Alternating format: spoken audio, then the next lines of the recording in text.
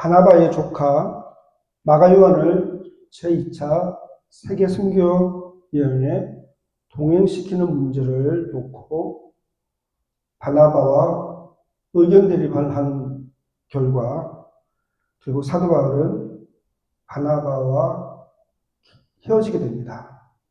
그래서 바울은 실라를 데리고 수리아의 안디옥을 출발하여 타우루스 산맥을 넘어서 다수와 더베를 지나 루스드라에 도착을 하게 됩니다. 그 지도 한번 보여주시겠어요?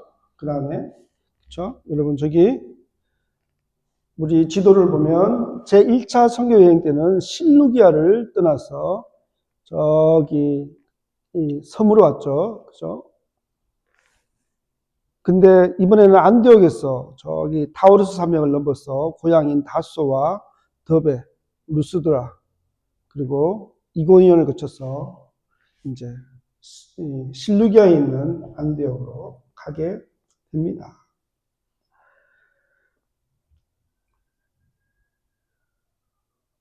바울은 제1차 선교 여행 때에 루스드라에서 대적자들의 돌에 맞아 죽음 직전까지 갔습니다.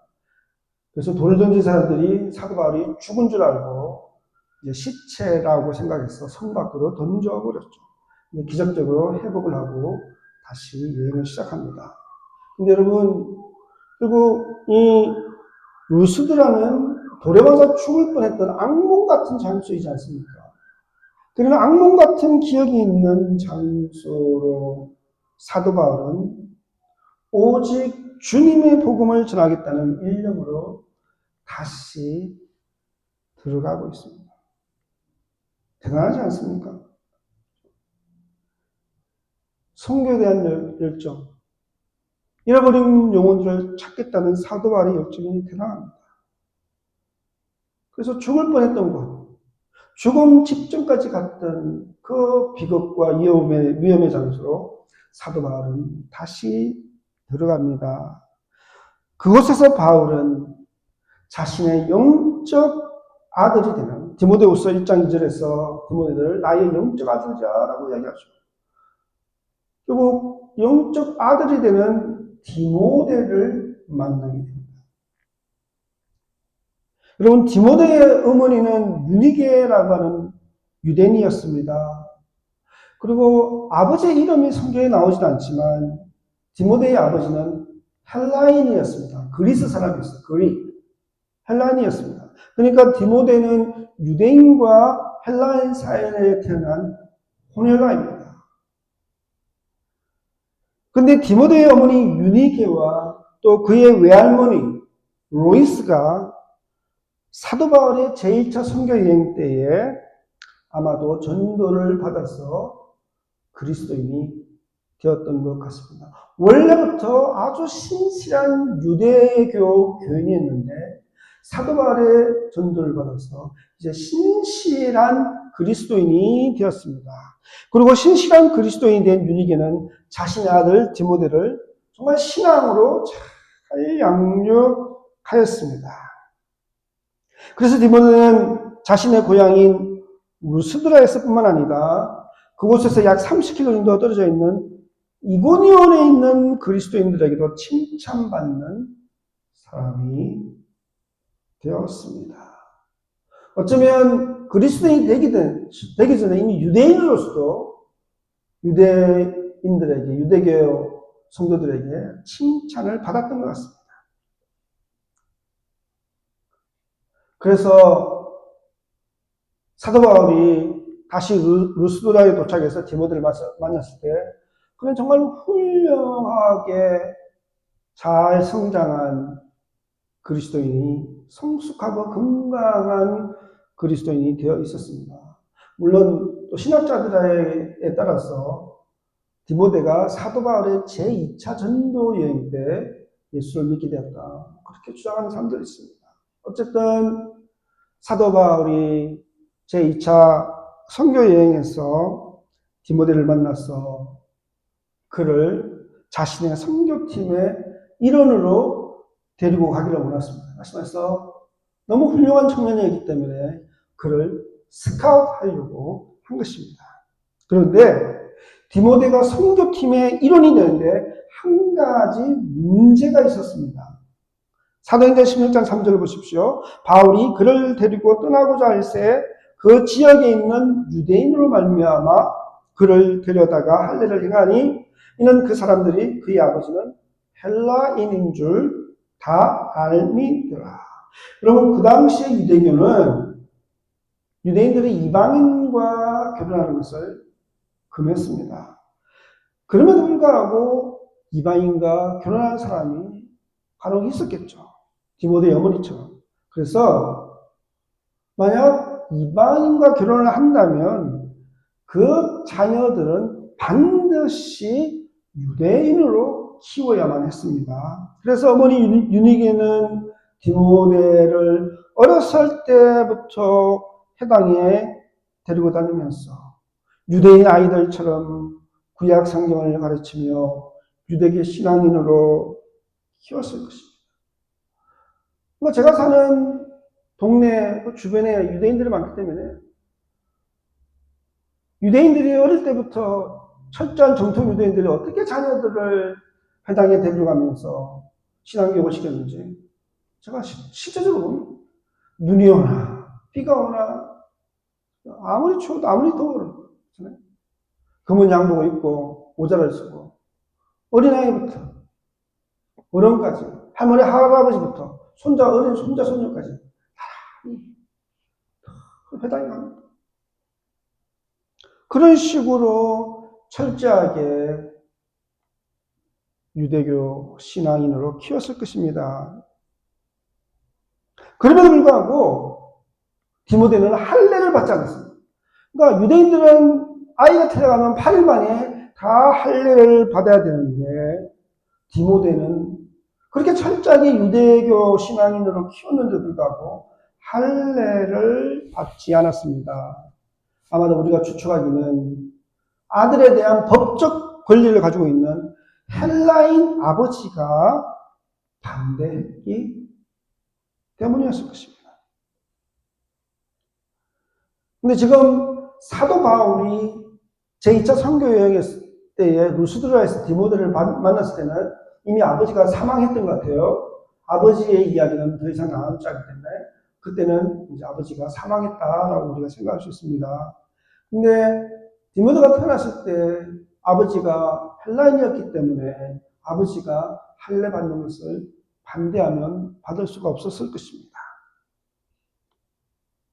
그런데 비록 디모데가 호rel라이긴 하지만 할례만 안 받았을 뿐이지 모든 면에서 디모데는 유대인입니다. 그러니까 유대인들이 다 유대인으로 생각하는 거예요. 그런 디모데가 할례를 받지 않았다는 사실은 여전히 만약에 사도 바울의 선교팀으로 합류를 한다면 여전히 유대인의 회당에 가서 유대인들에게 복음을 전해야 되는데 이 사도 바울의 선교팀의 입장에서는 큰 장애거리였습니다. 유대인임에서 할례를 받지 않은 사람이 어떻게 복음을 전하고 말씀을 전하고 사실은 유대인인데 할례를 받지 않는 것은 어떤 의미에서는 배교에 가까운 것이다라고 그 당시에 생각할 수 있습니다. 그래서 만약 디모데가 할례를 받지 않은 상태에서 회당에 들어가서 유대인들에게 전도를 하면 틀림없이 큰 반대와 반발을 불러일으킬 것입니다. 그래서 사도 바울은 디모데를 선교팀의 일원으로 데려가기 전에 할례를 받도록 하겠습니다. 그래서 디모데가 성인이 돼서 늦게 할례를 받았습니다. 여기서 우리는 사도 바울의 일관성에 대해서 의문을 가지게 됩니다. 많은 신학자들이 사도 바울이 일관성이 없다라는 것을 지적을 합니다.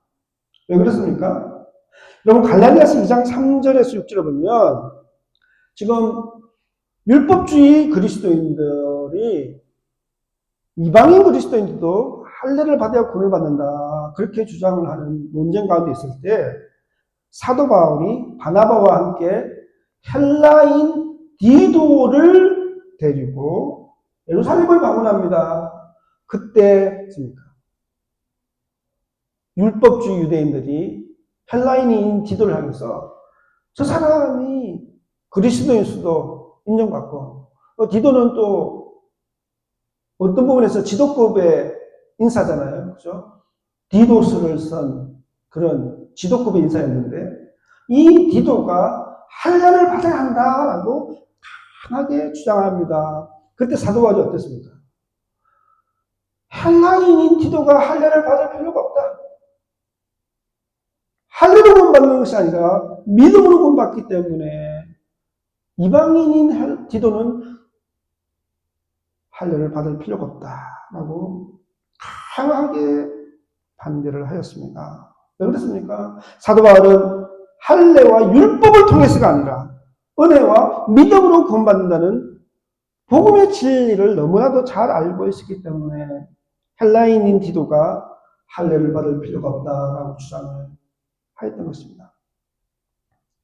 그리고 할례를 통해서가 아니라 믿음으로 구원받는다는 이 진리는 한마디로 말해서 이신칭의의 진리는 사도 바울 입장에서는 결코 타협할 수 없는 신앙적인, 지금으로 말하면 현대적으로 이야기하면 신학적인 본질이었습니다. 여러분 제가 오늘 말하지만 우리의 신앙적인 본질, 신학적인 진리의 본질을 우리는 타협할 수가 없는 것입니다. 그러니까 사도 바울은 신앙과 진리의 본질을 결코 타협하지 않았습니다. 그래서 헬라인 디도가 절대로 할례를 받지 못하게 하였습니다. 그런데 여러분 그랬던 사도 바울이 디도에게 절대로 할례를 받지 못하게 했던 사도 바울이 지금 디모데에게는 어떻게 합니까? 할례를 받으라고 권하고 있습니다. 그래서 할례를 받게 하였습니다. 그러니까 단순하게 눈에 보이는 외형적인 사실만을 놓고 따진다면 정말 사도 바울이 일관성이 없는 카멜레온 같은 사람처럼 보일 수밖에 없는 거예요. 그렇지 않습니까? 전에는 목숨 걸고 할례는 안 된다고 하는 사람이 이제는 너무 쉽게 할례를 받으라고 하니까 사람들이 헷갈리는 것입니다.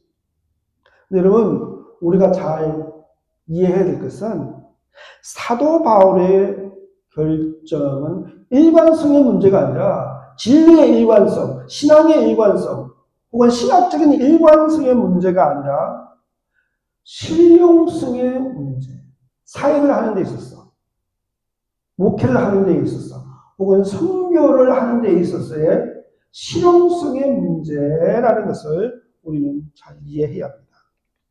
여러분, 디모데는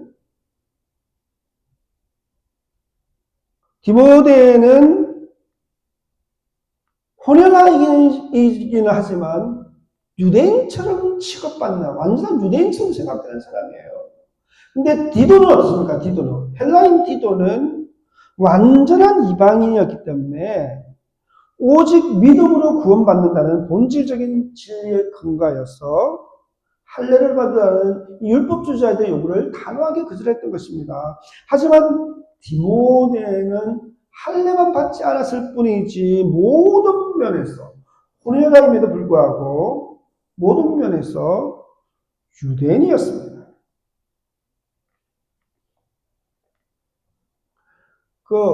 가끔씩 이렇게 유튜브에 나오는 그래서 가끔씩 보는 유튜버가 있는데요. 스웨덴 사람인가? 노르웨이 사람인가? 덴마크 사람인가? 완전 백인이에요. 근데 이 사람은 한국에서 태어났나? 한국에서 아주 국민학교 학교 다니고 그래서 자기 나라 말보다 한국말은 더 잘해요. 영어는 잘 못하고. 근데 외형은 완전히 백인인데 말하는 거나 사고하는 거나 음식 먹는 거나 이런 거는요. 완전히 한국 사람이에요. 완전히 한국 사람. 그런 거와 똑같은 거예요.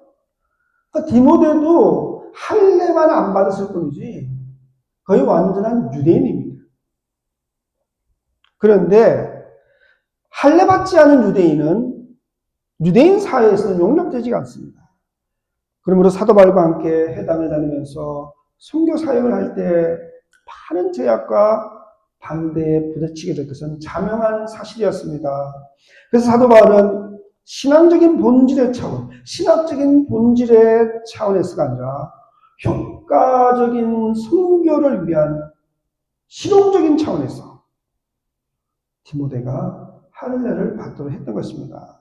다시 말해서 사도 바울이 고린도전서 9장 22절에서 더 많은 사람들을 구원하기 위해서 다양한 사람들에게 다양한 모습으로 다가갔다라고 말하였던 것처럼 효과적인 전도를 위해서 디모데에게는 할례를 받게 하고 다른 한편으로 논란이 되었던 이 할례 문제, 신학적인 본질의 문제에 관계되었으면 헬라인인 디도가 할례를 받지 못하게 하였던 것입니다. 그러니까 여러분, 여기서 본질적인 문제는 진리의 본질적인, 신앙의 본질적인, 신학적인 본질의 문제는 할례를 받아야 되나? 할례를 받지 않아야 되나? 구원받기 위해서는 할례를 받아야 되냐, 받지 않아야 되냐 하는 것이 본질의 문제가 아니라 할례는 받을 수도 있고 안 받을 수도 있는 거예요. 이게 본질의 문제는 아니에요. 본질적인 문제는 뭐예요? 할례를 받아야만 구원을 받느냐, 아니면 할례를 받지 않고도 구원을 받느냐. 이게 본질적인 문제예요. 무슨 말인지 알겠어요? 그래서 디도의 경우에는 할례를 받아야만 구원을 받는다는 율법주의자들의 잘못된, 진리의 본질에서 벗어난 잘못된 주장에 대해서 타협할 수 없었기 때문에 디도가 할례를 받지 못하게 했던 것입니다. 그런데 지금 디모데의 경우에는 효과적인 선교를 위해서는 유대인 칙을 디모데가 할례를 받아야 하는 것이 훨씬 더 효과적이기 때문에 사도 바울이 실용적인 융통성을 발휘해서 디모데가 무엇입니까? 할례를 받도록 했던 것입니다. 여러분, 그래서 우리가 이미 살펴봤듯이 예루살렘 공의회에서 할례 문제에 대한 결론을 내면서 어떻게 합니까? 딱 정해졌어요. 믿음으로 구원받, 할례가 율법과 할례를 행함으로 구원받는 것이 아니라 믿음으로 구원받는다. 이 진리는 본질적인 진리예요. 타협할 수 없는 진리예요. 근데 예외적으로 여전히 유대교의 율법적인 전통 속의 문화 속에 살아가는 유대인들을 좀 배려하고 포용하는 차원에서 어떻게 했습니까?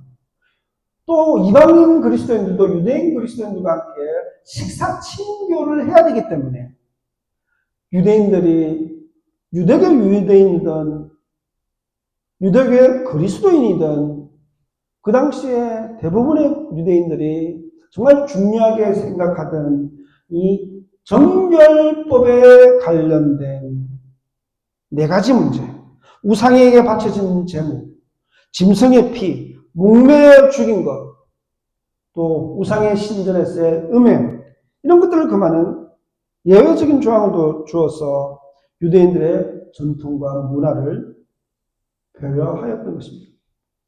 왜? 어떤 의미에서 이 음식 문화는 참 중요합니다. 여러분, 지금 또 한국은 많이 바뀌겠지만, 우리 한국은 보통, 그렇죠? 우리 가족을 식구라고 하잖아요, 식구. 식구는 뭐예요? 식사를 같이 하는, 밥을 같이 먹는 거예요. 그래서 우리 한국 사람은 전통적으로 그러니까 국을, 찌개를 가운데 두고, 저녁 가끔씩 텔레비전 보면 그런 장면이 나와요. 밥 먹으면서, 이게, 자기 입에 넣었던 숟가락 가지고 찌개 떠서 밥 먹고 그러잖아요. 우리 이제 캐나다에 오래 살아서 그런 문화가 좀 약간 이질적이 보이긴 하지만, 우리 어렸을 때 다 그렇게 먹고 살았잖아요. 근데 여기 사람들이 보면 어떻습니까? 우와, 어떻게 자기 입에 들어갔던 숟가락을 어떻게 다시 같이 막 숟가락을 넣었어. 그래서 저도 여기 처음 와가지고, 전도사 때 교회 누구 집에 친구 왔다가, 그럼 디핑 소스 있잖아요. 샐러드 먹을 때, 우리는 어떻게 합니까? 이게 된장 같은 거 찍어 먹을 때 오이 같은 거 찍어서 한 번 먹고 또 찍어서 먹고 이렇게 하잖아요, 원래. 그죠? 그러니까 샐러드 하나 해가지고 찍어서 먹고 또 한 번 더 찍으니까 입에 들어갔던 걸 또 찍으니까 난리가 났어. 전도사님 노 더블 디핑 막 하면서 더블 디핑이 뭔지도 몰랐어. 더블 디핑이 안 돼? 안 되는 거예요. 이게 음식 문화의 차이 아니에요. 그렇죠? 그러니까 유대인들과 식사의 친교를 나누기 위한 가장 최소한의 예외사항, 음식의 정결법에 대한 예외사항을 둘 수 없으니까 좀 융통성을 가지고 적용을 하였던 것입니다. 똑같은 거예요. 그렇죠? 이처럼 사도 바울도 선교를 위한 실용적인 차원에서 디모데가 할례를 받도록 하였던 것입니다. 그러니까 본질을 타협한 것이 아니라 진리의 본질은 일관성을 유지하고 있는 거예요. 그러나 실용적인 차원에서 융통성을 발휘하였던 것입니다. 그러므로 우리 그리스도인들이 반드시 지켜야만 하는 본질적인 문제가 아니라 본질적인 진리, 본질적인 신앙의 문제가 아니라면 우리는 어떻게 해야 된다고요? 실용적인 융통성과 문화적인 다양성과 신앙적인 관용을 발휘해야 하는 것입니다. 이렇게 선교활동의 방해와 지장을 받지 않기 위해서 디모데로 하여금 할례를 받게 한 사도 바울은 그를 데리고 신라와 함께 여러 지역을 다니면서 예루살렘 공의회에서 의결하였던 결정사항을 전달하면서 교회를 든든하게 세우고 또 복음을 전하였습니다. 그래서 사도행전 16장 5절을 이렇게 마무리하고 있습니다. 이에 여러 교회가 믿음이 더 굳건해지고 수가 날마다 늘어가니라. 다시 말해서 여러분, 교회가 믿음이 굳건하게 세워질 때 하나님께서 그 수를 점점 늘려 주셨다는 것입니다. 그리고 우리들 사람들도 더욱더 말씀 가운데 믿음하게 굳건하게 쓸 때 성장하는 교회가 될 수 있는 것입니다. 그래서 오늘 말씀을 마무리하면 중요한 핵심은 무엇입니까? 우리가 계속해서 반복되어 나오지만 진리의 본질, 신앙의 본질, 어떤 현대적으로 이야기하면 신학적인 본질에 대해서는 우리가 일관성을 유지하고 타협할 수 없지만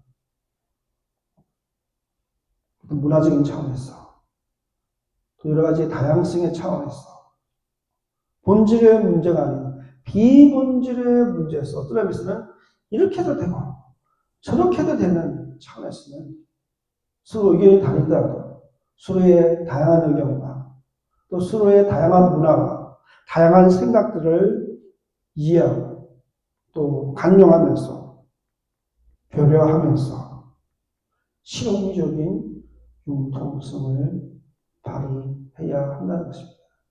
근데 교회 아니에요. 교회 아니에요. 우리 그리스도인들 모이는, 또 목사님들 모이는 것도 마찬가지예요. 이 실용적인 융통성을 발휘하지 못해서 목숨 걸 필요가 없는 일인데 이렇게 해도 괜찮고 저렇게 해도 괜찮을 일인데 아무것도 아닌 일에 목숨 걸고 싸우다가 피터지게 싸우다가 서로 갈라지고 분열하고 물고 뜯고 서로 격투기를 하는 그런 어리석은 일들이 너무나 많습니다. 그래서는 안 되는 것입니다. 여러분, 오늘 말씀을 통해서 사도 바울이 보여준 실용적인 융통성의 원리들을 우리의 삶 속에서도 또 교회 안에서도 신앙 안에서도 잘 적용해서 예수 그리스도의 사랑과 또 행복과 평화가 가득한 그런 신앙생활, 또 우리 가정, 교회, 또 내가 속한 모든 사회 조직이 될 수 있도록 정말 성숙하고 건강한 성도로 하나님 백성도 달려가는 저와 여러분 되시기를 간절히 축원합니다.